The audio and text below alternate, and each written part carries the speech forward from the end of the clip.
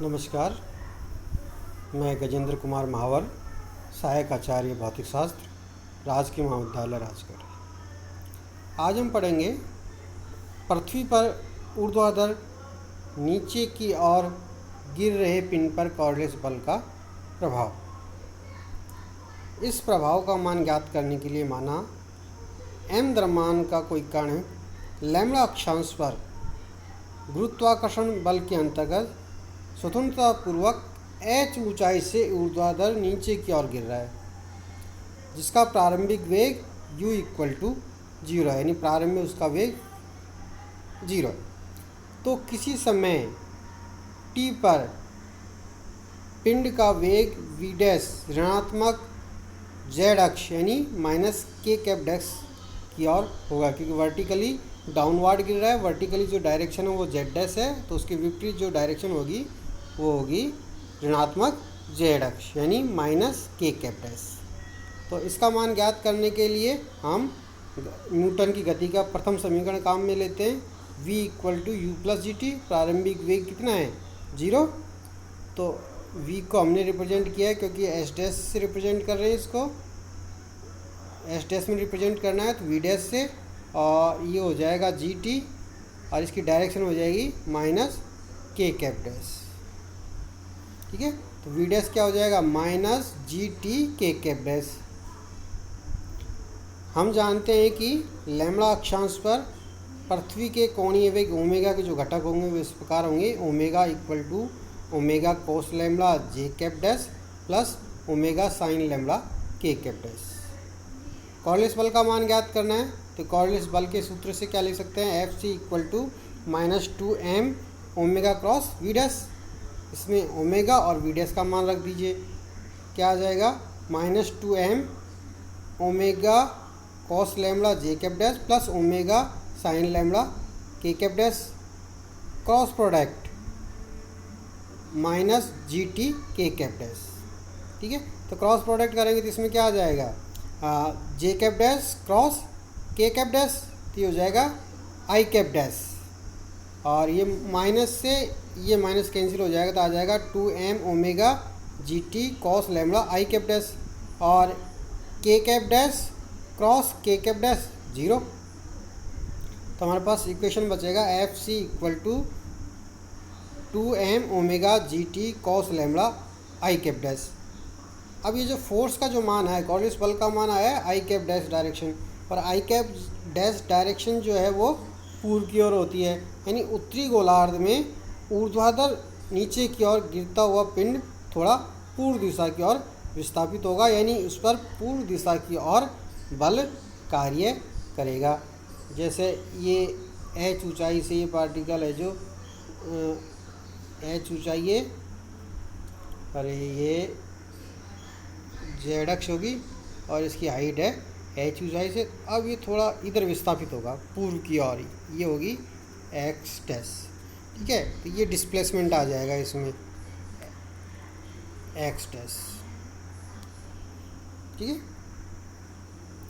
तो न्यूटन के गति के समीकरण से हम क्या लिख सकते हैं, m d two x dash upon D T square equal to 2m omega ji cos lambda t. दोनों तरफ से m कैंसिल हो जाएगा तो बचेगा हमारे पास D two x dash upon D T square equal to 2 omega ji cos lambda T.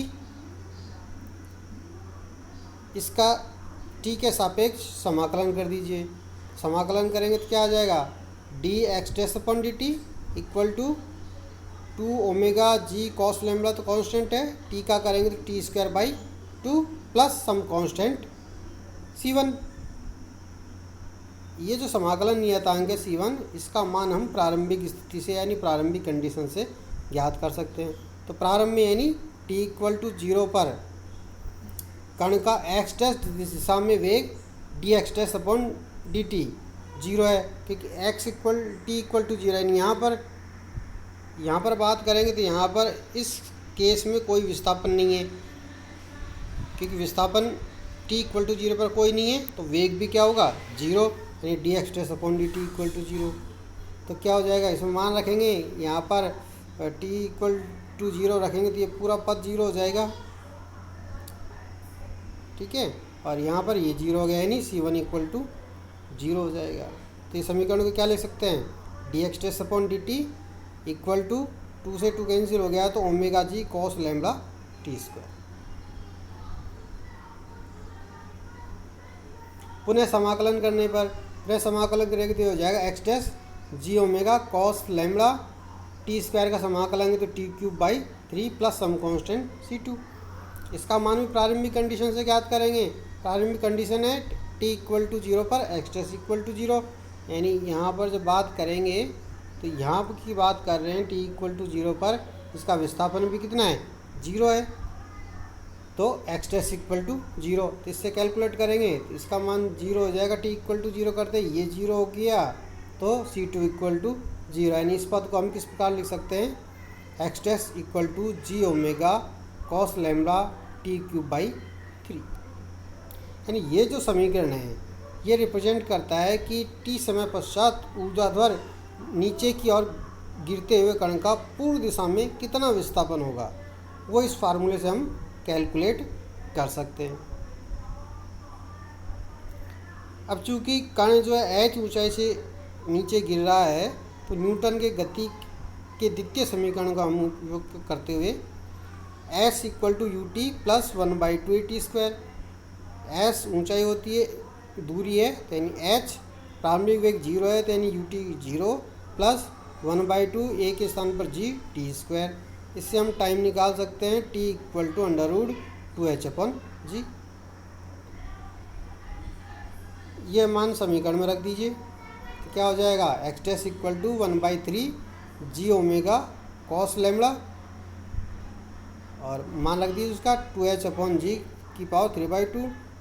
इसको दो भागों में ब्रेक कर लीजिए, 2h/g और √2h/g।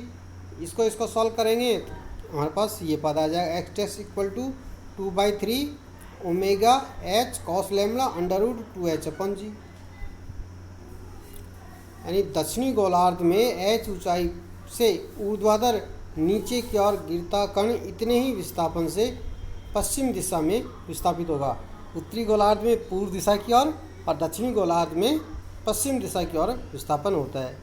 ये जो विचलन है या विस्थापन है वो h का बहुत ज़्यादा मान होगा तभी प्रेक्षित होता है, कम मानों के लिए विस्थापन प्रेक्षित नहीं होता है। विशेष स्थितियाँ, पहला है भूमध्य रेखा पर विस्थापन। भूमध्य रेखा पर जब होता है तो अक्षांश का मान भूमध्य रेखा पर 0 होता है, यानी लैम्बडा इक्वल टू 0। तो फार्मूले देखिए, कॉस लैम्बडा है तो cos lambda equal to cos 0 और कॉस 0 का मान 1। तो कॉस लैम्बडा के स्थान पर 1 रख देंगे तो क्या हो जाएगा, x dash equal to 2/3 omega h √2h/g। यानी ये जो विस्थापन है वो अधिकतम आएगा। सेकंड केस है ध्रुवों पर विस्थापन।